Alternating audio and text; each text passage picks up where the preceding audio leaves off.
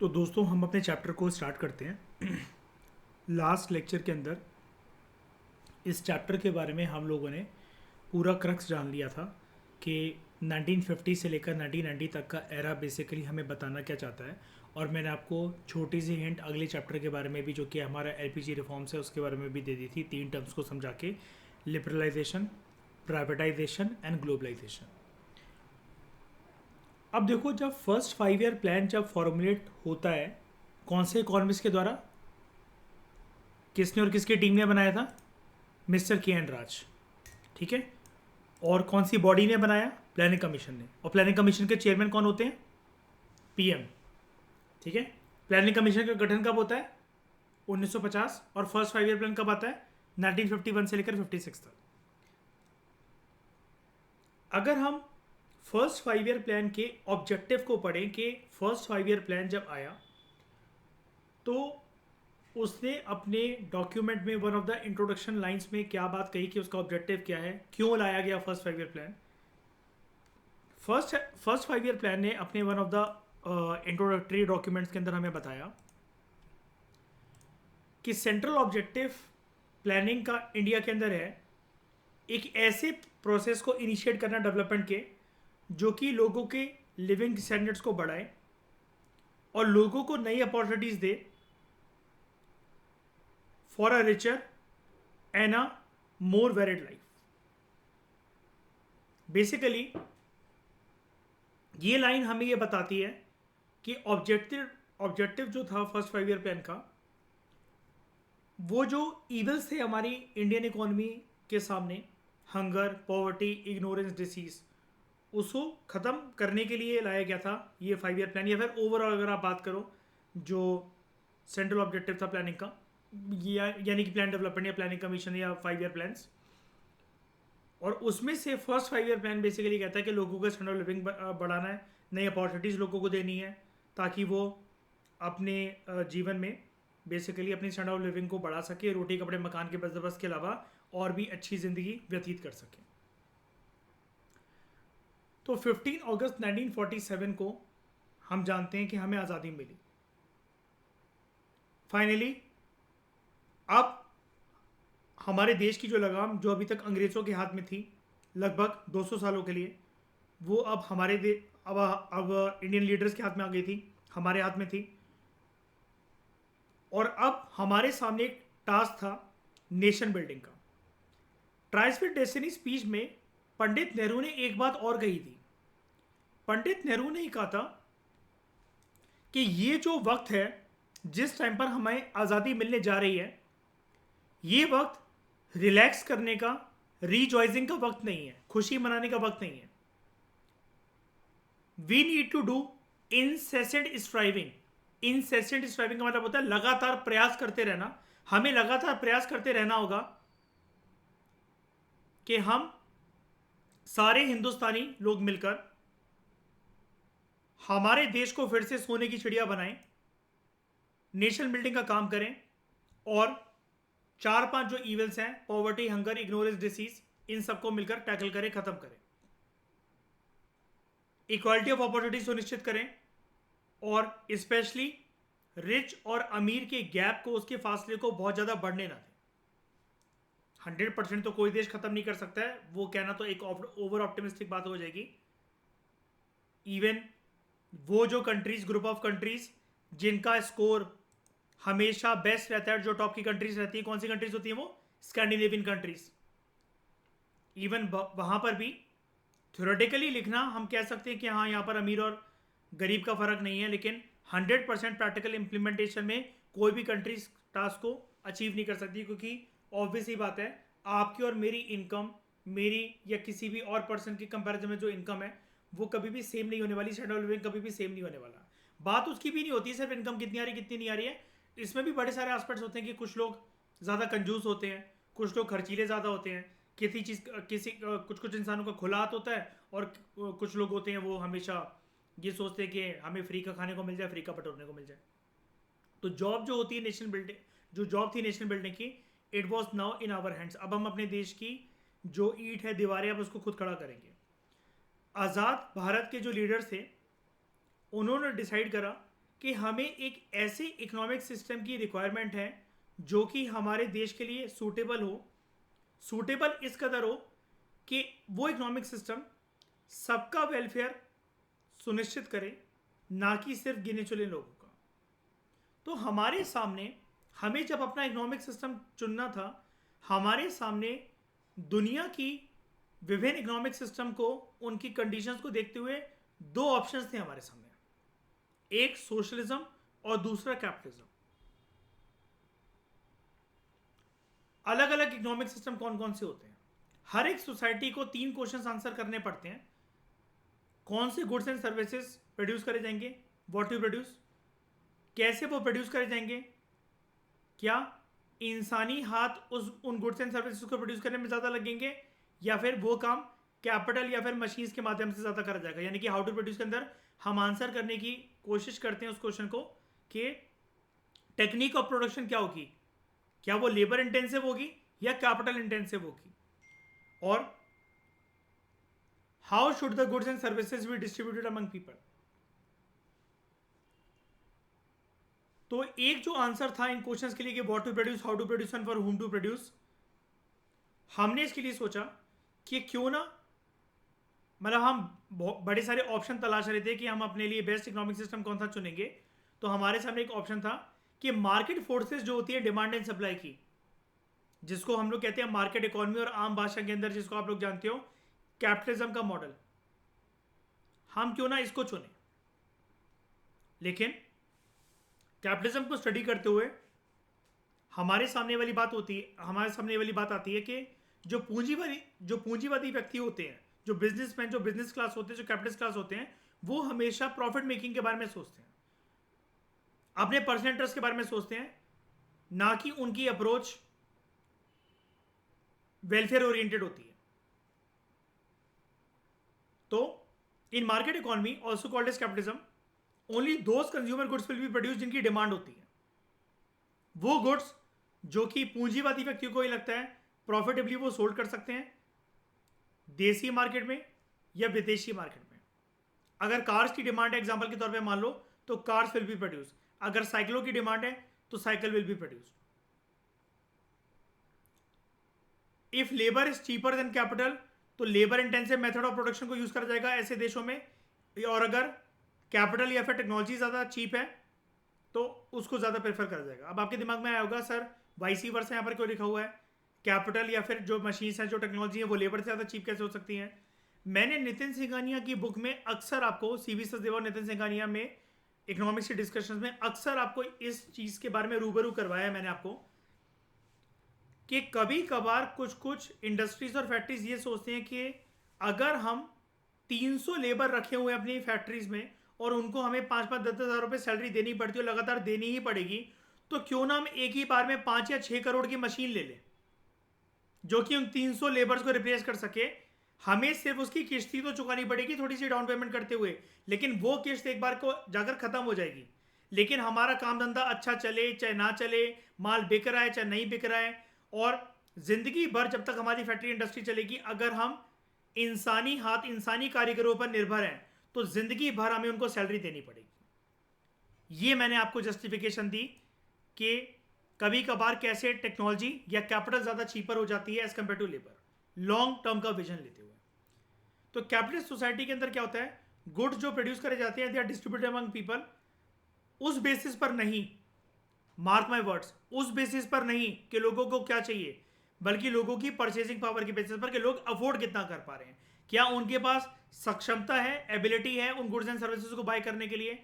यानी कि ऐसी सोसाइटी और ऐसी इकोनॉमी में सिर्फ वही पर्सन सर्वाइव कर पाता है और अपनी बेसिक जरूरतों को पूरा कर पाता है जिसकी जेब में पैसा होता है। लेकिन हम जैसा कि जानते हैं हर देश में गरीब व्यक्ति भी तो रहते हैं। Low cost housing for the poor is much needed, but it will not count, क्योंकि डिमांड इसकी होगी नहीं और परचेजिंग पावर सिर्फ उन्हीं व्यक्तियों की होगी जो कि किराए का घर या खुद का घर अफोर्ड कर सके। तो ऐसे देशों में होता क्या है, कैपिटलिस्ट कंट्रीज में, कैपिटलिस्ट सोसाइटी के अंदर जो गरीब व्यक्ति होते हैं उनकी परेशानियां, उनकी दिक्कतें, उनका जीवन पर्दे के पीछे छुप कर रह जाता है, और प्राइवेट प्लेयर्स सिर्फ अपने इंटरेस्ट को, अपनी जेबों को पूरा करने में लग जाते हैं। ऐसा देश सिर्फ उन्हीं लोगों की कदर करता है जो कि गुड्स एंड सर्विसेज की प्रोडक्शन में कंट्रीब्यूट कर सकते हैं या तो उसे अफोर्ड कर सकते हैं. तो as a result this commodity will not be produced. Poor housing मतलब सस्ते घर प्रोड्यूस ही नहीं होंगे, क्रिएट ही नहीं करे जाएंगे, क्योंकि उसकी ना ही डिमांड है ना ही उतनी सप्लाई है. सप्लाई क्रिएट ही नहीं होगी, मतलब डिमांड इतनी नहीं आएगी तो सप्लाई क्रिएट नहीं होगी. तो ऐसी सोसाइटी अमेरिका में देखी जाती थी. और जब ये वाले मॉडल को स्टडी करा गया तो हमारे देश में वैसे तो कुछ लोग तो चाहते थे ऐसा वाला मॉडल आ जाए, लेकिन it did not appeal to Jawaharlal Nehru जो कि हमारे पहले प्रधानमंत्री थे, क्योंकि उनका ये मानना था हमारे देश में जो मेजर जनसंख्या है वो अपनी क्वालिटी ऑफ लाइफ को कभी इंप्रूव कर ही नहीं पाएंगे. और ऐसा देश जो कि जिस परिस्थिति में पैदा हुआ कि जहां पर लोग आज भी गरीबी से, पॉवर्टी, इग्नोरेंस, डिसीज से जूझ रहे हैं, कैपिटलिस्ट इकोनॉमी को अगर हम बढ़ावा देते हैं या फिर हम अपने देश का इकोनॉमिक मॉडल कैपिटलिस्ट इकोनॉमी के पीछे ओरिएंट करते हैं, हमारे देश में अमीर और गरीब का फासला ऐसा क्रिएट होगा जिसको मिटाना असंभव हो जाएगा. फिर दूसरा ऑप्शन हमारे सामने था कि प्योर फॉर्म में हम सोशलिस्ट इकोनॉमी को फॉलो करें. तो सोशलिस्ट इकोनॉमी जो 3 क्वेश्चंस हैं, what to produce, how to produce and for whom to produce, इसको अलग तरीके से आंसर करने की कोशिश करता है ये वाला सिस्टम. सोशल इकोनॉमी के अंदर क्या होता है, commanding heads of the economy की जिम्मेदारी सरकार लेती है. सरकार डिसाइड करती है कौन से गुड्स प्रोड्यूस करे जाएंगे लोगों की नीड्स के अनुसार. और सरकार सिर्फ ये नहीं कि नीड्स के अनुसार उन गुड्स को प्रोड्यूस कर देती है, सरकार ये भी सुनिश्चित करती है कि वो जो गुड्स लोगों तक, आबादी तक, जनसंख्या तक जो पहुंच रहे हैं उनके जो प्राइजेस हो वो काफी फेयर हो, वो गुड्स चीप हो और ज्यादातर आबादी के लिए अफोर्डेबल. ऐसे देश में जो रिच सेक्शन होता है वहां पर एक कंसेप्ट फॉलो होता है जहां पर सोशल इकोनॉमी होती है. वो तो मिक्स इकोनॉमी के अंदर भी हमने अपनाया, लेकिन सोशल इकोनॉमी के अंदर ही होता है. अगर पूंजीवादी व्यक्ति, अमीर व्यक्ति अगर एग्जिस्ट कर रहे हैं तो ऐसा नहीं उनको मार दिया जाएगा, काट दिया जाएगा, उनको अलाउ करा जाएगा, लेकिन उनकी इनकम का शेयर लेकर सरकार बजट में डालेगी उस इनकम को और बड़ी सारी पॉलिसीज, प्रोग्राम्स चलाएगी. और जिसके पास जितना ज्यादा पैसा उसके ऊपर उतना टैक्स लगेगा. ऐसे टैक्स को हम लोग क्या कहते हैं कि जो बढ़ती हुई कमाई के साथ बढ़ता जाता है.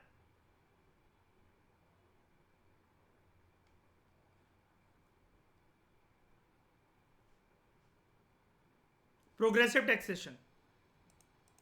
फैमिलियर हो इस टर्म से आप सब लोग? प्रोग्रेसिव टैक्सेशन बताओ, हाँ या ना? जैसे जैसे कमाई बढ़ेगी वैसे वैसे टैक्स का बर्डन बढ़ेगा. तो it is assumed that government को, मतलब सोशल इकोनॉमी का मानना ये होता है कि सरकार को ज़्यादा अच्छे से पता होता है कि जनता के लिए क्या चीज़ सही है, देश के लिए क्या चीज़ सही है, so that the desires of the individual consumers are not given much importance. कि यानी कि भला सबका हो, ना कि किसी गिने चुने व्यक्तियों का. ऐसे देश में सरकार डिसाइड करती है गुड्स कैसे प्रोड्यूस करे जाएंगे. अब क्योंकि सरकार का मकसद ये भी होता है सोशल इकोनॉमी के अंदर कि बेरोजगारी को नहीं बढ़ने देना है, तो आपको क्या लगता है सरकार किसको प्रमोट करेगी ज्यादा, labour intensive technique of production को या फिर capital intensive technique of production को? अगर बेरोजगारी है ज्यादा तो labour intensive. And how they should be distributed. तो इन प्रिंसिपल डिस्ट्रीब्यूशन सोशल इकोनॉमी के अंदर कैसे फॉलो होता है, it is suppose to be based on लोगों को क्या चाहिए उस बेसिस पर नहीं कि जैसे कैपिटलिस्ट इकोनॉमी के अंदर होता है कि what people can afford. Affordability की यहां पर बात नहीं होती है. सरकार गुड का रेट ऐसा कर देगी, सर्विसेज का रेट ऐसा कर देगी कि लोग उसे अफोर्ड कर सके और सारे लोगों के लिए वो अवेलेबल हो एक फेयर वैल्यू पे. जो लोग, जैसे मतलब मान लो जो लोग अनाज अफोर्ड नहीं कर पा रहे हैं, जो कि बहुत चीप रेट्स पर अवेलेबल है, लेकिन फिर भी देश की आबादी में कुछ हिस्सा ऐसा है जो कि उसको अफोर्ड ही नहीं कर पा रहा. मान लो वो गिने चुने लोग ही हैं, गिनी चुनी परसेंटेज के लोग हैं, लेकिन फिर भी सरकार जिसको चीप अनाज मान रही है, लोग उतना भी अफोर्ड नहीं कर पा रहे हैं. तो ऐसे देश के अंदर एक अच्छी बात ये होती है सरकार उस गुड को और चीप बना देती है सब्सिडी देकर लोगों को, या फिर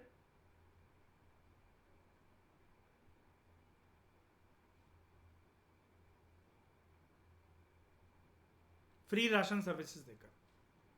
तो unlike under capitalism, for example socialist nation जो है वो लोगों को फ्री हेल्थ केयर भी प्रोवाइड करता है। स्ट्रिक्टली सोशलिस्ट इकोनॉमी के अंदर प्राइवेट प्रॉपर्टी का कोई स्कोप नहीं होता है। यहां पर सरकार ये मानती है जो भी प्रॉपर्टी है जिस पे लोग रह रहे हैं वो रह रहे हैं, हम उसे छीन नहीं रहे, हमको कुछ कह नहीं रहे हैं, लेकिन वो अपनी प्रॉपर्टी को अपने बाप दादा की पुश्तैनी जमीन ना समझे। सब कुछ ओन करा जाता है ऐसे देश में स्टेट के द्वारा। स्टेट जब मर्जी जाएगा लोगों से वो प्रॉपर्टी ले लेगा और वहां पर कोई ना कोई इकोनॉमिक डेवलपमेंट या कोई भी चीज जो इंफ्रास्ट्रक्चर क्रिएट वगैरह करना है सरकार कर सकती है। हमारे साथ क्या होता है, या फिर कैपिटलिस्ट इकोनॉमी है, हमारे देश की तो चलो बात अलग है, हम लोगों ने दोनों मतलब ये चीज़ अपना रखी। जितनी मैं चीज़ें आपको यहाँ पर सोशल इकोनॉमी के टर्म्स में बता रहा हूँ तो आपको सुनने को लगा होगा कि सर ये तो मिक्स इकोनॉमी भी होता है। बिल्कुल हमने अपना रखा है इसको, क्योंकि हमें अपने देश को डेमोक्रेटिक पहचान देनी थी, ठीक है। लेकिन अगर कैपिटलिस्ट इकोनॉमी वगैरह के अंदर या मिक्स इकोनॉमी के अंदर अगर लोगों की प्रॉपर्टी ली जाएगी तो लोगों को क्या मिलता है, फेयर कंपनसेशन मिलता है उसका, राइट। तो क्यूबा और चाइना जैसे देशों में for example most of the economic activities are govern by socialistic principles. फिर बात करते हैं जहां पर सोशलिज्म और कैपिटलिज्म दोनों हमें देखने को मिलता है, ऐसी इकोनॉमी को हम लोग कहते हैं मिक्स इकोनॉमी मॉडल। गवर्नमेंट और प्राइवेट सेक्टर, गवर्नमेंट या मार्केट यहां पर साथ में एग्जिस्ट करते हैं, और जो तीनों क्वेश्चंस होते हैं इकोनॉमी के, what to produce, how to produce and for whom to produce, या फिर हाउ टू डिस्ट्रीब्यूट, ये मिलकर आंसर करते हैं प्राइवेट प्लेयर्स और सरकार। मिक्स इकोनॉमी के अंदर मार्केट जो है वो सारे गुड्स एंड सर्विसेज प्रोवाइड करता है जो कि वो अच्छे से प्रोड्यूस कर सकता है, या जिसका टेक्नोलॉजिकल नो हाउ सरकार को नहीं पता। आई रिपीट माई वर्ड्स, जिसका टेक्नोलॉजिकल नो हाउ सरकार को नहीं पता है, सरकार को लगता है अगर हम इनको प्रोड्यूस करेंगे तो हमें क्वालिटी गिरा देंगे, तो मिक्स इकोनॉमी के अंदर सरकार अलाउ करती है कि प्राइवेट प्लेयर्स वो वाले गुड्स एंड सर्विसेज प्रोड्यूस करें, और गवर्नमेंट वो essential goods and services produce करता है, प्रोवाइड करता है, जो कि मार्केट फेल कर जाता है, या फिर सरकार को जब लगता है कि प्राइवेट प्लेयर्स इसको महंगा देंगे और मेजॉरिटी लोग इसको अफोर्ड नहीं कर सकेंगे, ठीक है। अब समझ में आ गया कि सरकार हमारे देश में रेलवेज को कंप्लीटली प्राइवेटाइज क्यों नहीं होने देती है, क्योंकि रेलवेज अगर कंप्लीटली प्राइवेटाइज हो गई तो अभी तक जो रेलवे अफोर्डेबल है लोगों के लिए वो हो सकता है लोगों के लिए महंगी होने लग जाए, और वो पब्लिक गुड रहकर एक प्राइवेट गुड बन जाए।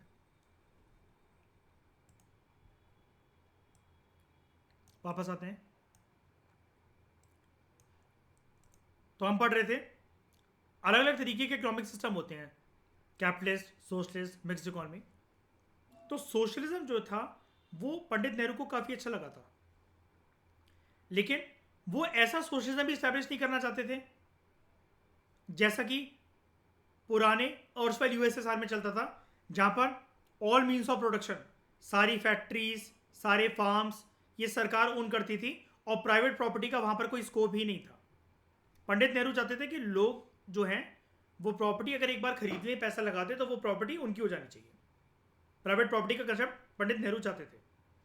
तो it is not possible in a democratic country like India for the government to change the ownership pattern of land and other properties of its citizen, जैसा कि ऑर्सवेल यूएसएसआर में होता था। पंडित नेहरू इस चीज से भली भांति जो थे फैमिलियर थे। नेहरू और दूसरे लीडर्स का लाइक सरदार पटेल वगैरह का ये मानना था कि हम क्यों ना एक ऑल्टरनेटिव सिस्टम अपनाएं जो कि आज तक किसी ने अपना नहीं रखा है। क्यों ना हम लोग कैपिटलिस्ट इकोनॉमी के फीचर्स को भी बोरो कर लें और सोशलिस्ट इकोनॉमी के फीचर्स को भी बोरो कर लें, ठीक है, कि हम एक्सट्रीम वर्जन्स नहीं अपनाते हैं कि कंप्लीट तरीके से अपने देश को कैपिटलिस्ट बनाएं, कंप्लीट तरीके से अपने देश को सोशलिस्ट बनाएं। हम दोनों इकोनॉमिक मॉडल्स का एमेलगमेशन करेंगे, मिक्सचर लेंगे और उसके साथ एक नया मॉडल बनाएंगे। तो भारत पहला ऐसा देश बना विश्व में जिसने मिक्स्ड इकोनॉमी मॉडल के साथ एक नई अपनी इन्वेंशन और इनोवेशन स्टार्ट करी, और वो भी रिस्क लेते हुए, क्योंकि पहली बार ऐसा था किसी देश में कि दोनों इकोनॉमिक मॉडल्स हमें साथ में देखने को मिल रहे हैं, और अब इसका परिणाम क्या होगा ये तो हम भी नहीं जानते थे। Basically sympathising with the socialist outlook, in leaders को ये लगा, they found the answer in an economic system which in their view combined the best features of both socialism, लेकिन उसके कोई ड्रॉबैक्स नहीं हो और कैपिटलिज्म भी हो। In this view India would be a socialist society जहां पर स्ट्रॉन्ग पब्लिक सेक्टर होगा, लेकिन प्राइवेट सेक्टर भी एग्जिस्ट करेगा with private property and democracy. Government plan करेगी फॉर द इकोनॉमी और प्राइवेट सेक्टर को धीरे धीरे करते हुए इनकरेज करा जाएगा। तो जैसा कि मैंने आपको बताया, आगे चलकर मैं अभी आपको पढ़ाऊंगा। इसके लिए हमारे संविधान में तो लिखे हुए डीपीएसपीस, ठीक है, और सरकार एक पॉलिसी लेकर आती है आईपीआर 1948, इंडस्ट्रियल पॉलिसी रेजोल्यूशन। लेकिन इंडस्ट्रियल पॉलिसी रेजोल्यूशन भले आपको नाम से लग रहा हो इंडस्ट्रीज वगैरह, commanding heads of the economy या इंडस्ट्रीज हो, कुछ भी हो, what to produce, how to produce and for whom to produce, ये किसने संभाली?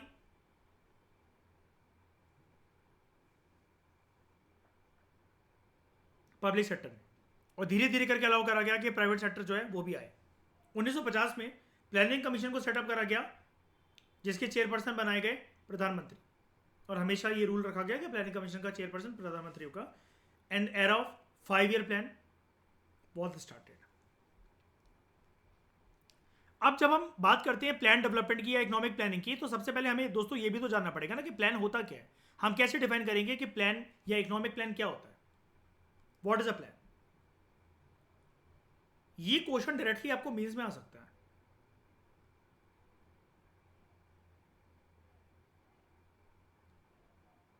जीएस पेपर 3 में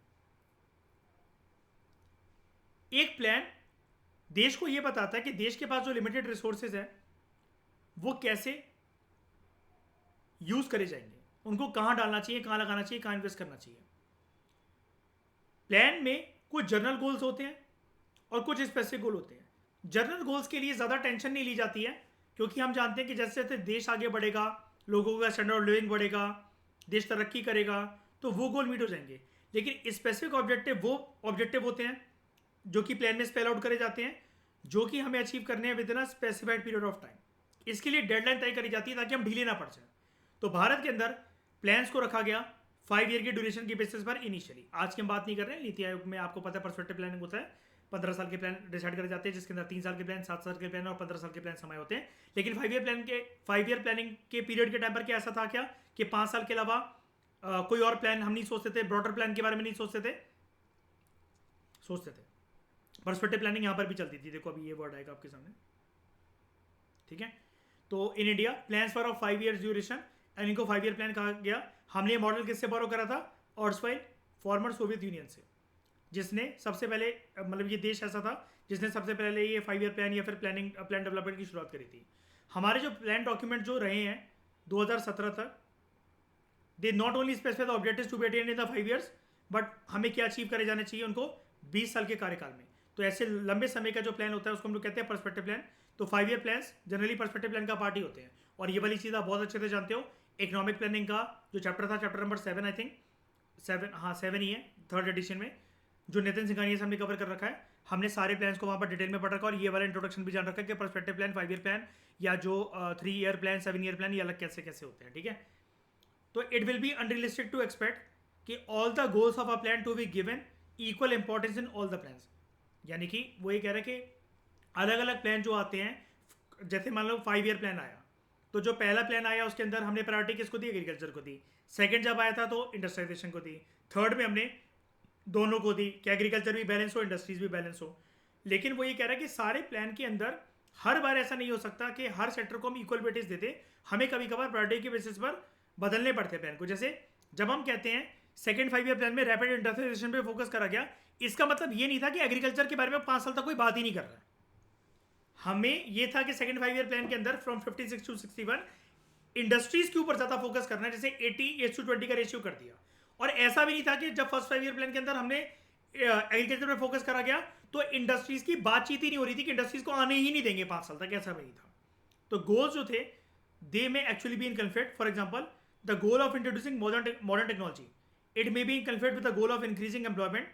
तो यानी कि आपको ये राइटर ये बता रहा है कि कभी कभार प्लान के अंदर जो वेरियस गोल्स होते हैं, अगर हम उनकी प्रायोरिटी सेट करें कि ज़्यादातर फोकस 70% इस पर करा जाएगा, 5% इस पर करा जाएगा, 15% इस पर करा जाएगा, तो उनके बीच में, उन गोल्स के बीच में कन्फ्लिक्ट हो सकता है। क्योंकि लगेगा ऐसा कि प्लान में जो चीज़ें डाली गई हैं सभी प्रायोरिटी पर होनी चाहिए, सभी हिट लिस्ट में होनी चाहिए, सभी हॉट टॉपिक्स हैं, लेकिन एक साथ सबको लेकर हम कैसे चल लें? अगर मैं आपको आज बोलूँ कि आज आप यूपीएससी की तैयारी शुरू करो, तो यार आप 1 या 2 सब्जेक्ट्स उठाओगे यूपीएससी में प्रीलिम्स से लेकर मेंस तक, जो 17 सब्जेक्ट्स होते हैं, आप एक साथ सारी बुक्स लेकर थोड़ी ना बैठ जाओगे कि डिजास्टर मैनेजमेंट भी कर लूंगी मैं एथिक्स भी कर लूंगा, मैं एग्रीकल्चर भी कर लूंगा, मैं इकोनॉमिक्स को भी देख लूंगा, हर तरह की हिस्ट्री को, पांचों तरह की हिस्ट्री को भी लेकर बैठ जाऊंगा, ancient, medieval, modern, post independence और वर्ल्ड हिस्ट्री। ऐसा नहीं हो सकता ना।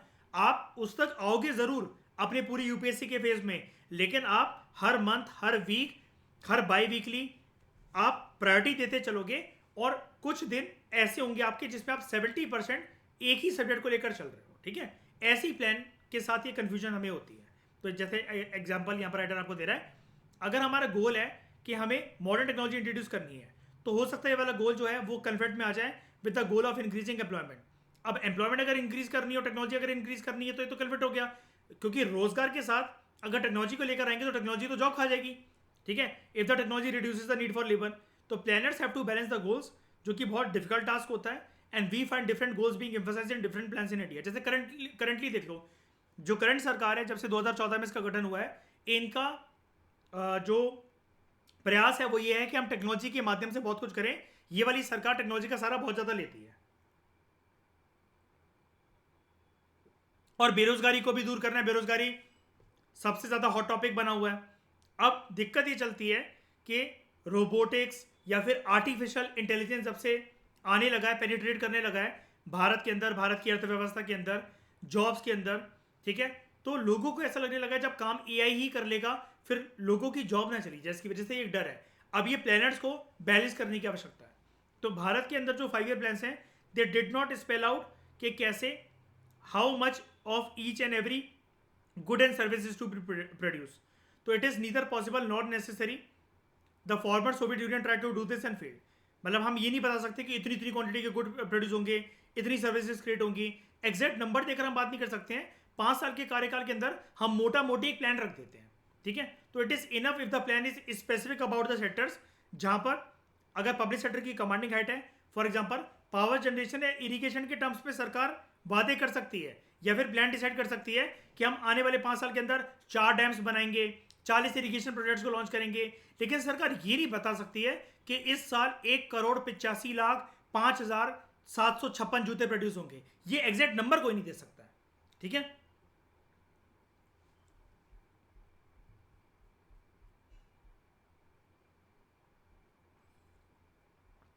तो इस डिस्कशन में दोस्तों फिलहाल इतना ही। Thank you very much for discussion.